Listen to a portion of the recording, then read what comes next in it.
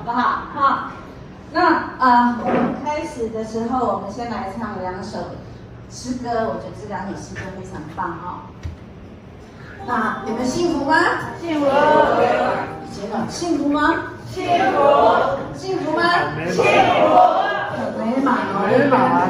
祷告词哈，来一起来唱这首《幸福》，很美满哦，对。想象中有一个幸福甜蜜，走得渺渺彩彩一段路，好像幸福就存在童话故事里。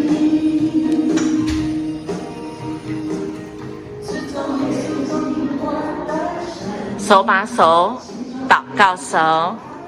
我们有听到这一群可爱的上帝的儿女们，上帝所爱的，他们不一定都相信上帝，但他们确实在这里得着了幸福。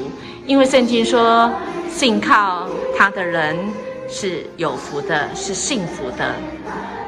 今天的分享是徐若瑄姐妹，她要告诉我们她是幸福的，但如果我们知道她的故事，就知道原来她不是幸福，但遇见神以后，信靠神以后，她就真的成为那幸福的人哦，好不好？我们今天来分享一件事，就是在我生命中，我今天经历哪一件事信靠上帝，我觉得我是幸福的呢？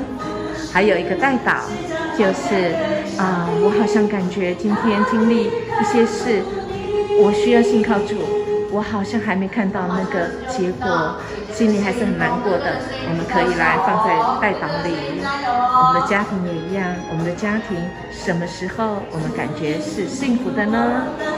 手牵手，祈祷的手。